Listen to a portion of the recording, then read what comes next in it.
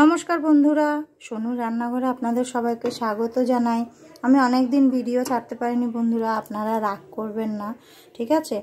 তো আজকে আমি এই যে ফুলকপি দিয়ে চিংড়ি মাছ দিয়ে তরকারি করছি, তো সেইটাই আপনাদের সাথে শেয়ার করব। হ্যাঁ, আমি এর আগে নিরামিষ ফুলকপির রেসিপি আপনাদের সাথে শেয়ার করেছিলাম। তো বন্ধুরা, আমি কীরকম করে বানাই আপনাদের সেইটাই দেখাবো। তেল গরম হয়ে গেছে, আমি চিংড়ি মাছগুলো ভেজে নিয়েছি। হ্যাঁ, তেলে দিচ্ছি জিরে, এবার দিচ্ছি একটা দারচিনি ভেঙে নিয়েছি, দুটো এলাচ দিয়ে দিলাম, এলাচটা ছিটবে। এবার দিচ্ছি দুটো লবঙ্গ, লবঙ্গটা ছেটকাবে। এবার তেলে দেব পেঁয়াজ, একটা ছোট পেঁয়াজ আমি কুচিয়ে নিয়েছি, দিয়ে দিলাম। একটু পেঁয়াজটা একটু ভেজে নিচ্ছি।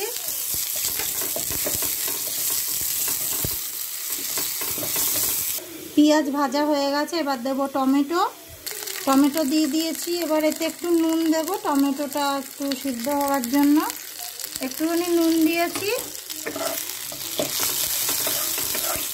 আমি অন্য একটা কড়াইটা গরম করে নেবো। আমি ফুলকপি ভাজতে ভুলে গেছিলাম, তো ফুলকপিটা অন্য একটা কড়াই গরম করে নিয়ে ফুলকপিটা ভেজে নেব। কড়াই গরম হয়ে গেছে, কড়াইতে দিচ্ছি একটুখানি সর্ষের তেল। ফুলকপিগুলো ভাজবো বলে আমি একটুখানি সর্ষের তেল দিলাম। একটুখানি দেব নুন তেলে, আর দিচ্ছি একটুখানি হলুদ। আমি ফুলকপিগুলো ভাজবো বলে দিলাম। এবার দিচ্ছি ফুলকপিগুলো, দিয়ে দিচ্ছি। এবার একটু ভেজে নেব। ফুলকপিগুলো ভাজা হয়ে গেছে, এবার নামিয়ে নেব। এর মধ্যে আমি মটরশুঁটিগুলো দিয়ে দেব, আর আদা রসুন বেটে রেখেছি, এটা দিয়ে দেব। আদা রসুন দিয়ে দিয়েছি, একটু নেড়ে নেব। আমি একটুখানি আদা রসুন দিয়েছি। আমি এখানে অল্প কটা মটরশুঁটি নিয়েছি, দিয়ে দিলাম। মটরশুঁটিটা দিয়েও একটু নেড়ে দেব। আমি এখানে দুটো আলু নিয়েছি, এই যে এরকম করে কেটে নিয়েছি। আমি আলুটাকেও দিয়ে দেব। আলুটা দিয়ে একটু নেড়ে দিচ্ছি।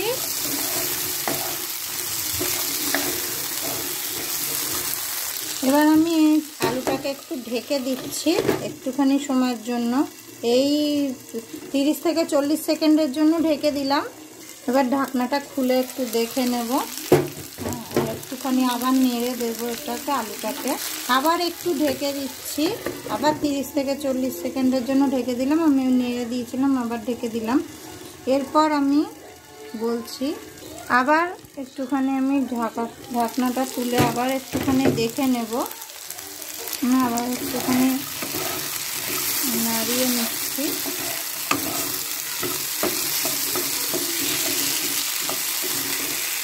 এবার আমি এই যে চিংড়ি মাছ আর ফুলকপিটা ভেজে রেখে দিয়েছিলাম, এটাকে আমি আলুতে মধ্যে দিয়ে দেব। আলুর মধ্যে অ্যাড করে দিলাম চিংড়ি মাছ আর ফুলকপিটা ভেজে নিয়েছিলাম সেইটা। এবার মিক্স করে নিচ্ছি, মিক্স করে নিচ্ছি ভালো করে। এবার আমি দেবো নুন। ফুলকপি ভাজার সময় নুন দিয়েছিলাম, চিংড়ি মাছ ভাজার সময় নুন দিয়েছিলাম, টমেটোটাও দিয়েছিলাম, ওর জন্য আমি এই যে 1 চামচ নুন দিচ্ছি, বেশি দিচ্ছি না।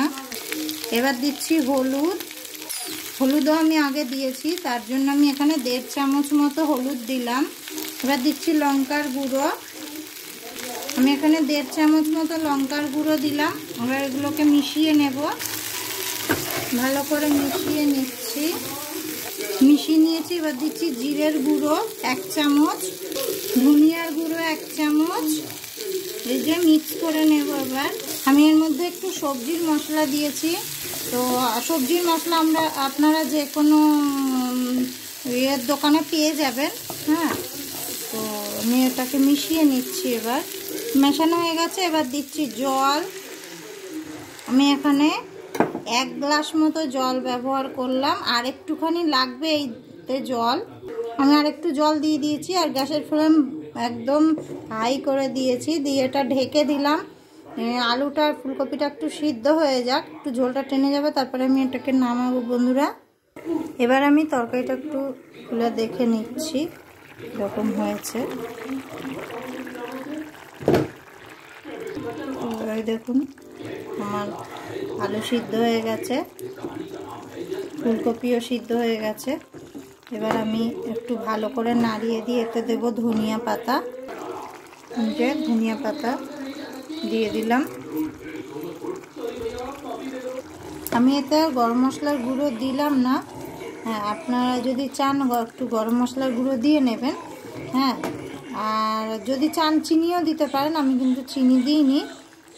তো বন্ধুরা, আমি এবার এটাকে গরম গরম ভাতের সাথে বা আপনারা রুটির সাথেও কিন্তু তরকারিটা খেতে পারেন। খুব টেস্ট হয়েছে বন্ধুরা, এরকম করে আপনারা বাড়িতেও বানাবেন। তো বন্ধুরা, দেখা হবে আবার নেক্সট ভিডিওতে। ততক্ষণ আপনারা সবাই ভালো থাকবেন, সুস্থ থাকবেন।